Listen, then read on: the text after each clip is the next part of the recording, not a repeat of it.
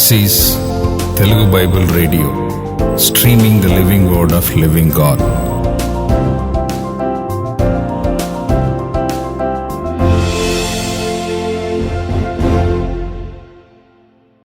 ఆయన తాను సృష్టించిన వాటిలో మనము ప్రథమ ఫలముగా ఉండునట్లు సత్యవాక్యము వలన మనలను తన సంకల్పము ప్రకారము కనెను.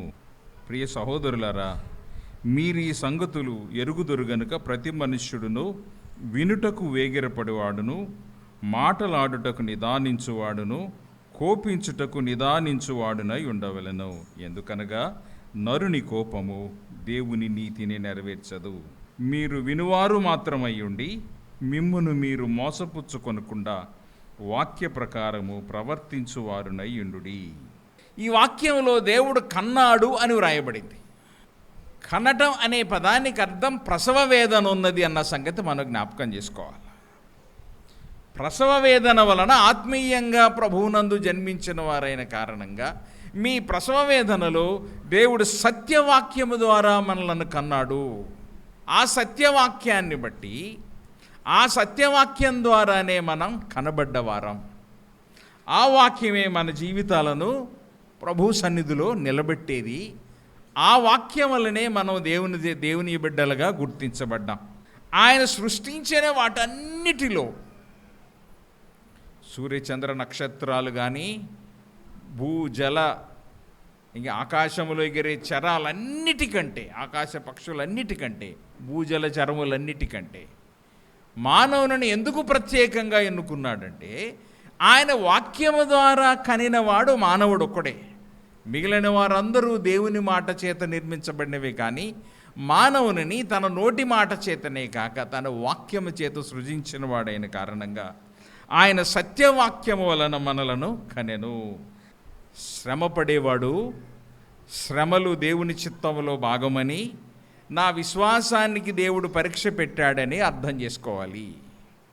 శోధింపబడిన వాడు శోధన మూలం నాలోనే ఉంది, ఇందులో దేవుడు బాధ్యుడు కాదు అన్న సంగతి అర్థం చేసుకోవాలి.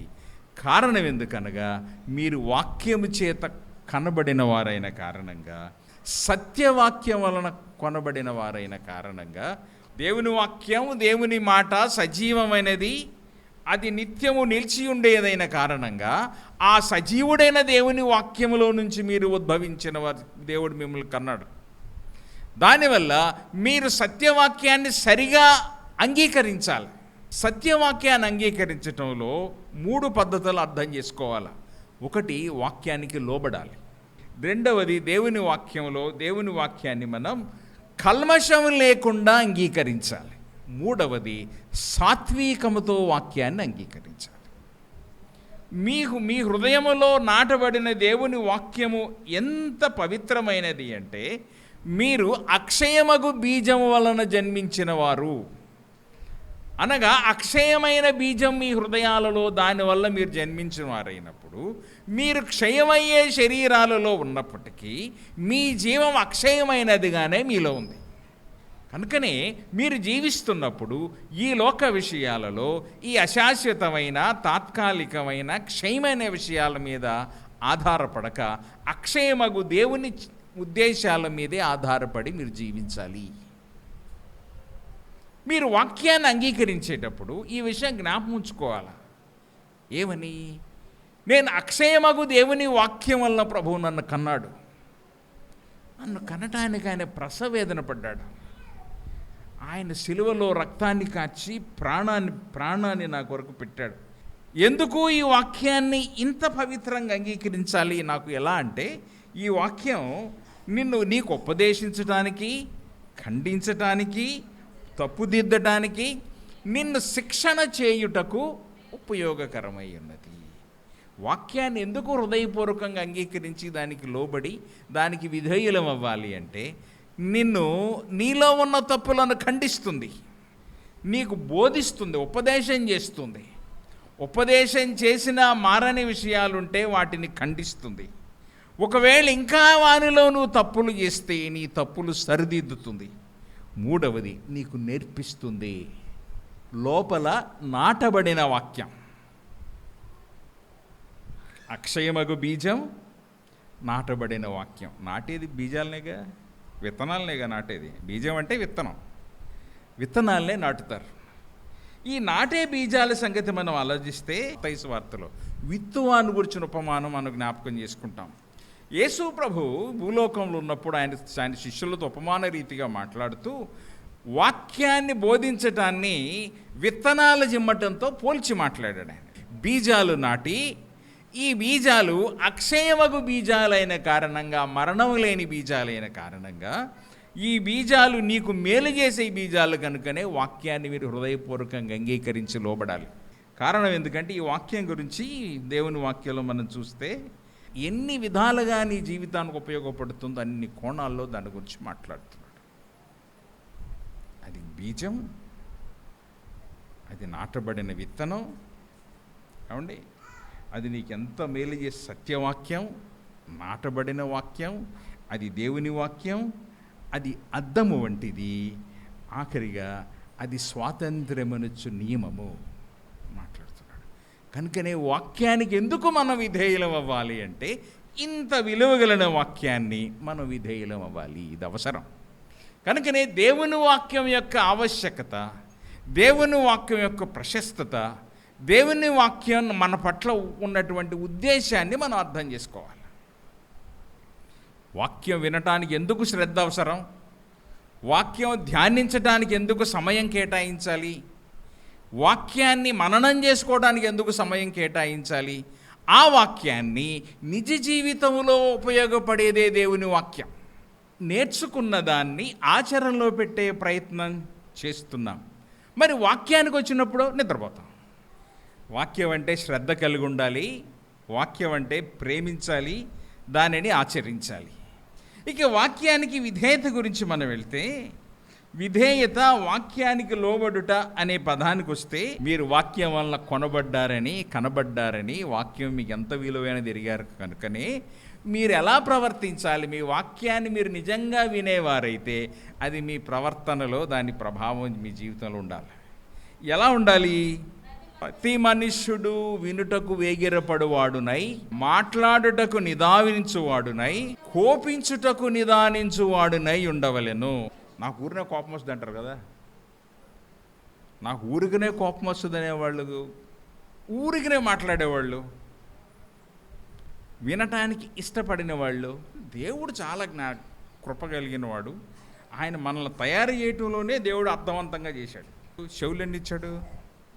2 చెవులు ఇచ్చి 1 నోరు ఇచ్చాడు. ఆయన పొరపాటున 2 నోరులు తెట్టుండేది వ్యవహారం కదా. పొరపాటున 2 నోరులు 2 పక్కలైతే ముందు ఒకటి వెనక ఒకటి నోరిస్తే ఎలా ఉండేదో, కానీ ఒక్క నోటినే కంట్రోల్ చేయడం కష్టమైపోతుంది. ఆయన 2 చెవులు 1 నోరు మనకిచ్చి, మీరు బాగా వినండి, తక్కువ మాట్లాడండి అంటే ఈ 2 స్విచ్ ఆఫ్ చేసేస్తాం. లేకపోతే ఇందులో గొట్టాలు పెట్టి నింపేస్తారు. దీన్ని అయ్యే పెడుతున్నారు ఈ మధ్యన. అవి పెట్టుకుని రోడ్డు వెంట వెళ్తే నా పెద్ద ప్రశ్న ఏంటంటే, ఈయన చెవిటైనా లేకపోతే పాటలు వింటున్నాడా అర్థం కాదు. చెవిటోడికి హార్న్ కొట్టి వినపడదు, వేరే మాటలు ఏడువాడికి వినపడదు. ఇలా ఇద్దరు చెవిటోళ్ళకి కింద లెక్క మనకి రోడ్డు మీద ఉన్నప్పుడు. సో దేవుని వాక్యం మాట్లాడుతుంది. 4 భాగాలు చేశారు. 4 భాగాల్లో ఒకడు slow to speak, slow to listen. మాట్లాడటానికి నిదానించేవాడు, వినటానికి నిదానించేవాడు. ఈ నెలలో మనకేం ఉపయోగం లేదు, ఏం గొడవలు రావు. ఎందుకంటే వినడో వీళ్ళని ఏమంటారంటే పాయింట్ ఈడు పాయింట్ తేడు అంటారు. ఆడవాళ్ళు ఎవ్వరికి ఉపయోగం ఉండదు. అప్పుడే వింటాడు, అప్పుడే మర్చిపోతాడు. సంఘంలో ఇలాంటి వాళ్ళు చాలామంది ఉంటారు సుమా. 2వ కేటగిరీ త్వరపడి మాట్లాడేవారు, త్వరగా వినేవారు. ఇది 2వ కేటగిరీ. చాలా శ్రద్ధగా వింటారు, చాలా త్వరగా మాట్లాడతారు. ఇది చాలా డేంజరస్ క్యాండిడేట్ ఇది. వీరు విన్నది విన్నట్టు చెప్పేసి మర్చిపోతారు. వింటారు, మాట్లాడతారు, మర్చిపోతారు. విన్నది విన్నట్టు బయటికి వెళ్ళి డబ్బాలో రాళ్ళేసి కొట్టినట్టు మాట్లాడేసి మర్చిపోతారు. ఇక అంతే కదా, మీకు అయిపోయింది. ఇక మళ్ళీ ఇంకోటి వింటారు, మర్చిపోతారు. ఇక 3వ కేటగిరీ ఉంది, చాలా డేంజరస్ కేటగిరీ ఇది. వినటానికి నిదానించి మాట్లాడటకు త్వరపడేవాళ్ళు. వినటం చాలా తక్కువ. వీళ్ళే మాట్లాడతారు. ఇప్పుడు ఎవరిని మాట్లాడినెవరు, ఎవరి అభిప్రాయం వినడానికి ఇష్టపడరు. వీళ్ళు వాక్యం కూడా వినరు. ఎందుకనగా వారికి మాట్లాడటం ఇష్టం, వినటానికి ఇష్టం ఉండదు. ఇంకొక కేటగిరీ ఉంది. జ్ఞానం కలిగిన వారు ఎవరంటే వినటం చాలా శ్రద్ధగా విని నిదానంగా మాట్లాడేవాళ్ళు. శ్రద్ధగా వినేవాళ్ళు, తక్కువ మాట్లాడేవాళ్ళు జ్ఞానం కలిగిన వారు. సో దేవుని యొక్క వాక్యం మనతో మాట్లాడుతుంది. వినటానికి త్వరపడి మాట్లాడటానికి నిదానించే వాళ్ళే వాక్యాన్ని అన్వయించుకునేవాళ్ళు. ఇది ఎక్కడ నీకు నేర్చుకోగలవంటే దేవుని వాక్యం మీద శ్రద్ధ కలిగి ఉండటం ద్వారానే ఈ విషయాన్ని నువ్వు నేర్చుకోగలవు. మాట్లాడేటప్పుడు ఆలోచించి మాటలు కూర్చుకొని మాట్లాడు. నీ మనసులో చాలా మాటలు వస్తాయి. ఎదుటివారు మాట్లాడేటప్పుడు నీకు చాలా ఆలోచనలు వస్తాయి, చాలా మాటలు జ్ఞాపకం వస్తాయి. కానీ ఏం మాట్లాడాలో ఆలోచించుకుని మాట్లాడు. అప్పుడు నీ మాట ఉప్పు వేసినట్లు కృపాసహితంగా ఉంటుంది. నోటికొచ్చిందల్లా మాట్లాడితే అర్థం లేని మాటలు అవుతాయి. దానివల్ల దేవుని నీతిని కానీ దేవుని వాక్యాన్ని నీ జీవితంలో నెరవేర్చిన వ్యక్తి నీవు కాలేవు. కనుకనే ఇతరులు నిన్ను అడిగినప్పుడు శ్రద్ధగా విని దాన్ని అర్థం చేసుకొని సమయం తీసుకుని సమాధానం చెప్పు. త్వరపడి సమాధానం చెప్పాల్సిన అవసరం లేదు అని దేవుని వాక్యం మాట్లాడుతుంది. గ్రీక్ ఫిలాసఫర్ ఏమన్నాడంటే, నేను అడిగితే ప్రశ్న నీకు తెలిస్తే సమాధానం చెప్పేదన్న విషయం, తెలియకపోతే నాకు తెలియదని చెప్పి నోరు మూసుకోగాని ఏదో ఒకటి చెప్పొద్దు అని చెప్పాడు ఆయన. ఇంకొక ఆయన ఏమన్నాడంటే, ఇతరుల మాటలు ప్రేమించే వారికి మేలు చేయటానికి త్వరపడు, హాని చేయటానికి నిదానించు. దుష్టుడు చేసే పని ఏంటంటే హాని చేయటానికి త్వరపడతాడు.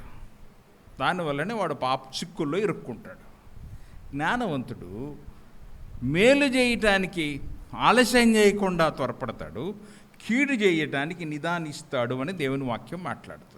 సామెతల గ్రంథం 10వ అధ్యాయం 19వ వచనం, విస్తారమైన మాటలలో దోషం ఉండక మానదు, తన పెదవులను మూచుకొనువాడు బుద్ధిమంతుడు. సో ఇది వాక్యానికి ఒక్కదానికి అన్వయించుకోవడం నేర్చుకుంటే జీవితానికి ఉపయోగపడుతుంది. పరాక్రమశాలి కంటే దీర్ఘశాంతము గలవాడు శ్రేష్ఠుడు, పట్టణమును పట్టుకొనువాను కంటే తన మనస్సును స్వాధీనపరుచుకొనువాడు శ్రేష్ఠుడు. పట్టణమును పట్టుకొనువాడంటే పట్టణం మీద యుద్ధం చేసి దాన్ని జయించేవానికంటే తన మనస్సును కంట్రోల్లో ఉంచుకునేవాడే గొప్పవాడు. Who can be the best leader? దేశాన్ని బాగా పరిపాలించడానికి మంచి నాయకుడు ఎవరు అని అడిగితే ఒక సైంటిస్ట్ చెప్పిన ప్రిన్సిపల్ ఏంటంటే, అస్సలు కోపం లేనివాడు, శ్రద్ధగా వినగలిగినవాడు, తక్కువ మాట్లాడేవాడు మంచి నాయకుడు అవుతాడు. దానివల్ల దేవుని వాక్యాన్ని వినకుండా అహంకారంతో మాట్లాడేవారిని దేవుడు లెక్కించేవాడు కాదు. వారు దేవుని వాక్యాన్ని హృదయాలలో అన్వయించుకున్న వారు అంతకంటే కాదు. మన గొప్పను చెప్పుకోవడానికి ప్రభు సన్నిధిలో ప్రభు ఎదుట మనం జీవిస్తున్నాం కనుక మనం ఎంత గొప్పవారం అన్న సంగతి దేవుని ఎదుట మాట్లాడే అవకాశమే మనకు లేదు. నేనే పాటి వాడినయ్యా, నా జీవితం ఏ పాటిది, నా కుటుంబం ఏ పాటిది, నీవు నన్ను ఇంతగా ప్రేమించి హెచ్చించావే, నా కుటుంబం ఏ పాటిది. శ్రద్ధగా వినటం అంటే కేర్ఫుల్, థాట్ఫుల్ లిసనర్, అనగా శ్రద్ధగా ఆలోచిస్తూ వినగలిగిన వాడు శ్రద్ధగా వినేవాడు. వినుటకు వేగిరపడేవాడు ఎవరు అంటే ఆసక్తిగా శ్రద్ధగా వినగలిగినవాడు. ఆసక్తిగా శ్రద్ధగా వినగలిగినవాడు నేర్పరి అయిన వినగలిగినవాడు. సో వినుటకు వేగిరపడటంలో దేవుని చిత్తాన్ని నెరవేర్చిన వారం అవుతాం. మాట్లాడటకు నిదానించటంలోనూ దేవుని చిత్తాన్ని నెరవేర్చడం వాళ్ళం అవుతాం. ఎప్పుడైతే నువ్వు వినటమో మాట్లాడటం రెండూ ఒకసారి నువ్వు చేయలేవు. వినుతూ మాట్లాడలేవు, మాట్లాడుతూ వినలేవు. కనుకనే వినటం వాక్యానుసారమైనది. వాక్యాన్ని నీ జీవితంలో నువ్వు ఆచరణలో పెట్టే పనిలో మొదట నువ్వు నేర్చుకోవాల్సింది వినటం నేర్చుకోవాలి. ఎక్కడికి వెళ్ళి గంట దేవుని సన్నిధికి వచ్చావంటే నువ్వు వింటున్న గంట సేపు వాక్యాన్ని వినటానికి అలవాటు పడాలి. విని అన్వయించుకొని ఆచరణలో పెట్టడాన్ని వినటం అంటారు. ఉంటే బాగుండే వాళ్ళు భలే వాక్యం చెప్పారు అయ్యగారు అనుకుంటారు కదా. ఇవాళ ఆమె రాలేదు, ఆమె వస్తే బాగుంటుంది, దేవుడు ఆమెతో మాట్లాడేవాడని. నీతో ఏం మాట్లాడాడంటే నాకు కాదు, ఆమెకే చెప్పాడు. వాళ్ళ అసలు వాక్యం నాకు కాదు, దేవుని వాక్యం చెప్తుంది. దేవుడు నీతో మాట్లాడుతున్నప్పుడు నువ్వు ఇది నాకు కాదని ఎలాగంటావు? నేను పాపిని కాదు అనటానికి నీకు అవకాశమే లేదు. అనగా ఈ శరీరంలోనే పాపం ఉన్నప్పుడు పాపిని కాదని ఎలాగంటావు? సరి చేసుకోమని వాక్యం చెప్తూ ఉంటే నాకు కాదని ఎలాగంటావు? వినే స్వభావం నీకుంటే దాన్ని అన్వయించుకుని దాన్ని ఆచరణలో పెట్టడానికి ప్రభు సహాయాన్ని కోరగల. కనుక వినటం నీ ఇష్టమే. వినటం దేవుని చిత్తంగా కాదని ప్రార్థన చేస్తారంటే ఎవరన్నా? వాక్యం వినటం దేవుని చిత్తమా కాదా? ఇవాళ ఆదివారం ప్రార్థనకి వెళ్ళాలి లేదా ప్రభు చిత్తం కనిపెడతానంటారంటే ఎవరన్నా? No, it's not that. కనుక దేవుని వాక్యం మనతో మాట్లాడుతుంది. శ్రద్ధగా విని అన్వయించుకుని ఆచరించటం వినటం అనగా, మాట్లాడటం అనగా ఆలోచించి మాటలు సమకూర్చి మాట్లాడటం అంటారు. ఎందుకు నిదానించమన్నారు అంటే, శ్రద్ధగా విని అన్వయించుకుని ఆచరించి మరలా మాట్లాడేటప్పుడు ఆలోచించి మాటలు పొందుపరుచుకుని మాట్లాడటం నేర్చుకోవాలి. నీ మాట్లాడే మాట అర్థవంతంగా ఉండాలి. నీవు మాట్లాడే మాట నీ ఆలోచన మీద ఆధారపడి ఉండాలి. నువ్వు నిన్న చెప్పినా, ఈవేళ చెప్పినా, రేపు చెప్పినా అర్థం మారకుండా ఉండాలి నీ మాట. నిన్న ఒక మాట, ఈవేళ ఒక మాట, మొన్న ఒక మాట మాట్లాడితే ఇది వాక్యానుసారమైన జీవితం అనబడదే. నీ మాటలు నీ క్యారెక్టర్ను మాట్లాడతాయి. నీ మాటలను బట్టి నీ క్యారెక్టర్ను వర్ణిస్తారు, అంచనా వేస్తారు. దానివల్ల నీ మాటలు చాలా శ్రద్ధగా, భయంతో, భక్తితో కూడినవై దేవుని ఘనపరిచేవిగా, క్రీస్తును ప్రతిబింబించేవిగా నీ మాటలు ఉండాలి. మీరు మాట్లాడుటకు నిదానించేవారును, వినుటకు శ్రద్ధగా వినేవారును, కోపించుటకు నిదానించువారును. Slow to anger. కోపించుటకు నిదానించటం అంటే సహనం కలిగి ఆలోచించి క్షమించగలిగిన వాడు కోపంలో నిదానించువాడు. సో కోపంలో నిదానించటంలో దానికి మరొక పదం ఏం చెప్పాడంటే టీచబుల్ అన్నాడు. అనగా నేర్పదగిన గుణం కలిగి ఉండాలి. కోపంలో ఉంటే ఎవడన్నా పక్కోడు చెప్తుంటారు ఎవరన్నా? చెప్పగలరా? కోపంలో ఉన్న వాళ్ళు కానీ చెప్పగలరా? ఆయన కంట్రోల్లో ఆయన లేడు, కోపం కంట్రోల్లో ఉన్నాడు. ఆయన కోపం కంట్రోల్ చేస్తుంది. ఇప్పుడు ఆయన కోపం కంట్రోల్ చేస్తే ప్రాబ్లం లేదు. ఆయన దాని కంట్రోల్కి వెళ్ళిపోయాడు. ఇప్పుడు ఈయన పరిస్థితుల్లో లేడు, ఏదన్నా చేస్తాడు. అందువల్లనే మీరు కోపించువారినై ఉండక అని ఎందుకన్నాడంటే, మానవుని నీ కోపం దేవుని నీతిని నెరవేర్చ. కోపం పాపం చేయిస్తుంది. కోపం రావటానికి ముగ్గురే అర్హులు. పిల్లలకు చదువు తెప్పే టీచర్కి కోపం వస్తుంది. ఆ కోపం ఎందుకు వస్తుంది?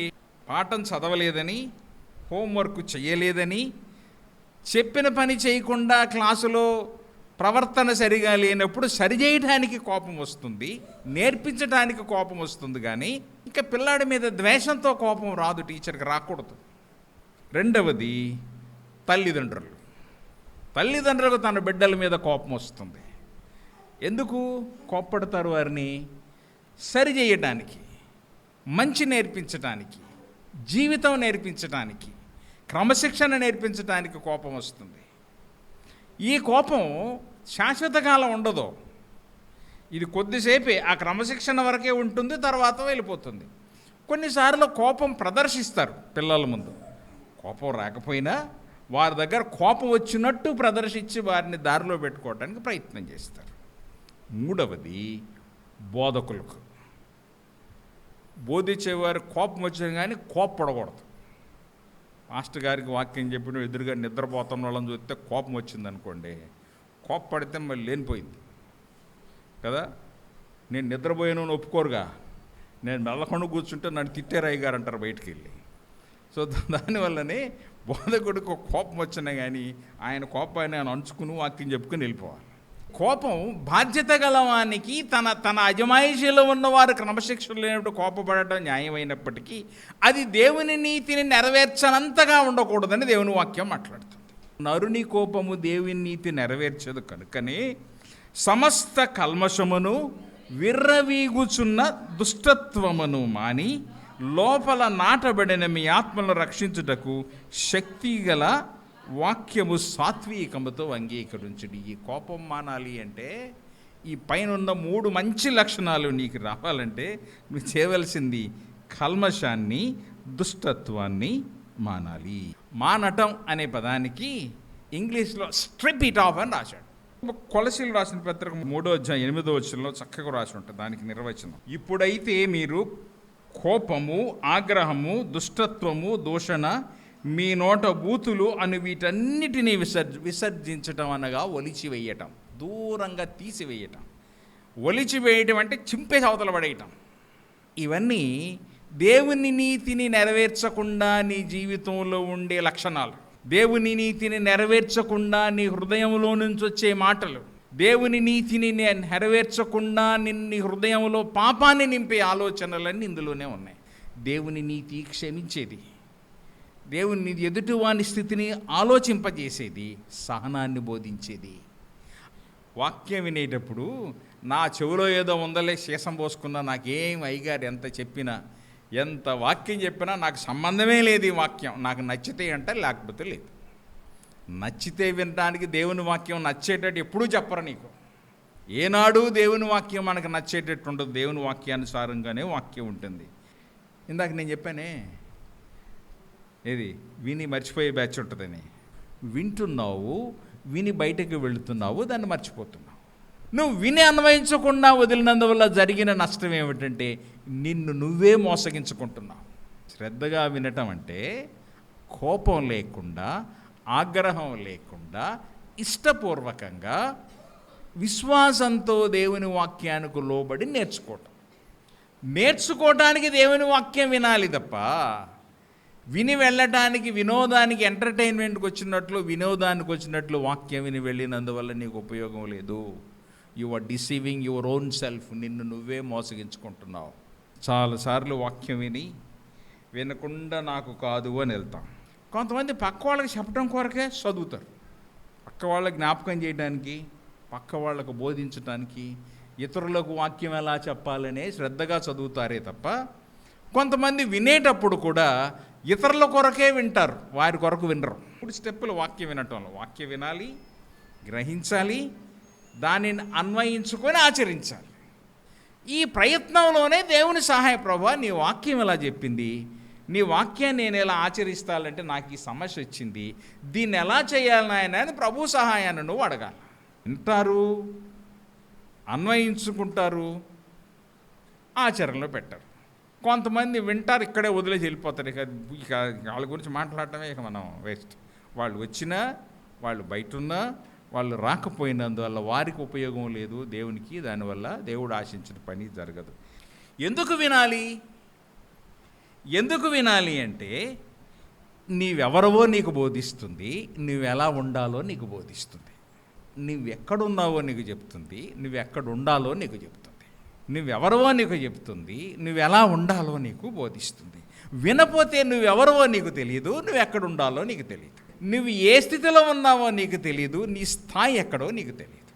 కనుక దేవుని వాక్యం విని అన్వయించుకుంటేనే అర్థమవుతుంది. దానికి అద్దాన్ని తెచ్చాడు. ఉదాహరణగా పూర్వపు దినాలలో 1వ శతాబ్దం కదా ఇది.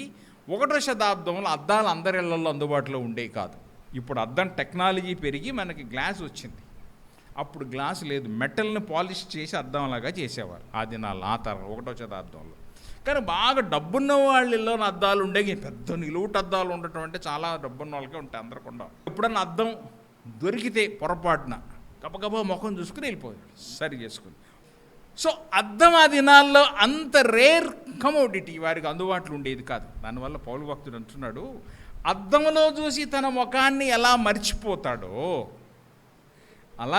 అలాగే ఉందనుకుంటాడు, కానీ చాలా మారిపోద్ది జీవితం. వాక్యాన్ని విని అన్వయించుకొని వాని జీవితం కూడా అంతే. వాక్యం విన్నప్పుడు తర్వాత నీ జీవితంలో చాలా మార్పులు సంభవిస్తాయి. వాటన్నిటినీ మరలా వాక్యంలో నీ ముఖం చూసుకోవాలి. వాక్యం వినేటప్పుడు నీ జీవితం నీకు కనపడుతున్నప్పుడు దానిని ప్రభు దగ్గర ఒప్పుకోవడానికి అలవాటు పడాలి, సరి చేసుకోవడానికి అలవాటు పడాలి. ఈ విషయంలో దేవుని వాక్యాన్ని విని అన్వయించుకునేటప్పుడు నీకు పరిపూర్ణమైన స్వచ్ఛత కావాలంటే యేసుక్రీస్తు ముఖంలోనే నీ అద్దం చూసుకోవాలి. నో అదర్ మిర్రర్, వేరే మిర్రర్ నీకు అవసరం లేదు. నీ దేవుని వాక్యమే నీ హృదయానికి అద్దం. నువ్వు ఎప్పుడైతే దేవుని వాక్యానికి ఎదురుగా నీ హృదయాన్ని పెట్టావో, నీ హృదయం ఎలా ఉండాలో దేవుని వాక్యం చెప్తుంది, నువ్వెలా ఉన్నావో దేవుని వాక్యం నీతో మాట్లాడుతుంది. అందుకని వాక్యాన్ని ఎప్పుడు మర్చిపోకూడదు సుమా. దేవుని వాక్యాన్ని ఎప్పుడూ మర్చిపోకూడదు. అది ఎప్పుడు నీ జీవితానికి అవసరమైనది. దేవుని వాక్యానికి లోబడాలి. అయితే స్వాతంత్ర్యమునిచ్చు సంపూర్ణమైన నియమములో తేరిచూచి నిలకడగా ఉండువాడెవడో వాడు విడి మరుచువాడు కాక క్రియలను చేయువాడై ఉండి తన క్రియలలో ధన్యుడగును. వాక్యం విని ఇది నీకు స్వాతంత్ర్యాన్ని ఇచ్చే వాక్యాన్ని అంగీకరించి అలా అద్దం చూసి మర్చిపోయేవాడులాగా ఉండక తాడు దానిలో నిలకడగా ఉండేవాడు తన జీవితంలో ధన్యుడవుతాడు. తన క్రియలను అనగా తన జీవితం అంతటిలో ధన్యుడవుతాడు. వాక్యాన్ని అన్వయించుకోవటం చాలా అవసరం. వాక్యాన్ని ఆచరణలో పెట్టడానికి, వాక్యానికి లోబడటం అవసరం. దానిని సంతోషంగా, ఇష్టపూర్వకంగా, వినయంగా, విధేయతతో దేవుని వాక్యాన్ని అంగీకరించమని దేవుని వాక్యం మాట్లాడుతుంది. ఇందులో స్వార్థం లేదు, కాంప్రమైజ్ లేదు, రాజీ పడకూడదు. దేవుని వాక్యం వినేటప్పుడు మన దగ్గర లేని ఉన్నాయని చెప్పకూడదు, ఉన్నాయి లేవని చెప్పకూడదు. హృదయంలో ఉన్నదాన్ని ఒకటి, బయటకు మరొకటి మాట్లాడకూడదు. ఎందుకనగా హృదయం వాక్యం అనే అర్థంలో చూడబడుతుంది. హృదయంలో ఉన్నది పెదవులతో మాట్లాడేది ఒకటే అయి ఉండాలి. వెనక నీ ఉద్దేశం చాలా ముఖ్యం. దేవునికి మంచి చెడల గురించి ఆలోచిస్తున్నావంటే నిన్ను నీవు బానిసత్వానికి అప్పగించుకున్నావని లెక్క. నీకు స్వాతంత్రం ఎక్కడుంది? సమయాలు, తారీఖులు, క్యాలెండర్లు, విధులు, తదులు చూసి నువ్వు కార్యక్రమాన్ని ప్రణాళిక చెయ్యకూడదు. వాక్యం మన జీవితంలోనికి రావాలి. మనల్ని స్వతంత్రం చేయాలి. వాక్యం బానిసత్వం నుంచి బయటకు లాగాలి. ప్రభువు వైపు మన ఆలోచనలు స్వేచ్ఛగా లేకుండా, వాక్యానుసారంగా జీవించకుండా ఒక భయం అనే చట్రంలో బంధించింది. ఇది చేస్తే మేలు కాదంట, అది భయం కదా. స్వాతంత్రతనివ్వాలి దేవుని వాక్యం నీకు, మూఢత్వాన్ని కాదు. దేవుని వాక్యం నిన్ను స్వతంత్రుని చేయాలి. ఏ బందీ గృహంలో నువ్వు ఉండకుండా నిన్ను ఉంచేదే దేవుని వాక్యం. అందువల్ల స్వాతంత్ర్యమునిచ్చు నియమము వలె మీరు ఆలోచించండి అన్నాడు. భయపెట్టే ఏ నియమానికి మీరు జీవించకూడదు. లోకం అంతా మనల్ని బంధించేస్తుంది, అన్నిటికీ బంధకాలే. సో దేవుని లేఖనంలో స్వాతంత్ర్యం ఇచ్చు నియమం మనల్ని స్వతంత్రతనిచ్చేది కనుక దేవుని వాక్యాన్ని ఆచరణలోకి వచ్చేసరికి వాక్యం రావట్లేదు, వేరేది వస్తుంది మనకి. దేనికి? నీకు స్వాతంత్రం ఉండడానికి నీవు ఇష్టపడటం లేదు. స్వతంత్రంగా ఉండడానికి నీవు ఇష్టపడితే దేవుని వాక్యం నిన్ను స్వతంత్రునిగా చేయటానికి నీ హృదయంలోనే నాటబడింది. ఈ వాక్యం నాటబడి ఎక్కడ అక్షయమగు బీజం నాటబడింది నీలో. నువ్వు జీవం కలిగిన వాడావు, నీవు మరణించినా పునరుద్ధానం పొందేవాడావు. ఏదైనా నీ జీవితానికి కీడు చేసేదే లేదు. కారణం ఎందుకనగా జీవము గల దేవుని వాక్యం చేత నాటబడిన వారు మీరు. God's word is living word. ఆ వాక్యం చేత కన్నాడు ఆయన మిమ్ములను. ఆయన తన స్వరక్తం ఇచ్చి కన్నాడు, ఆయన వాక్యం ద్వారా కన్నాడు. దానివలన మన జీవితంలో దేవుని వాక్యం మనకు స్వతంత్రతనిచ్చేది, దేవుని వాక్యం మనల్ని స్వతంత్రులుగా చేసేది. సో దేవుని వాక్యానికి విధేయులం అవ్వటంలో ఇష్టపూర్వకంగా లోబడి కల్మషము లేని వారి వలె వాక్యానికి విధేయులం కావాలి. దానికి విధేయులమై జీవించే కృప ప్రభు మనందరికి అనుగ్రహించునుగాక.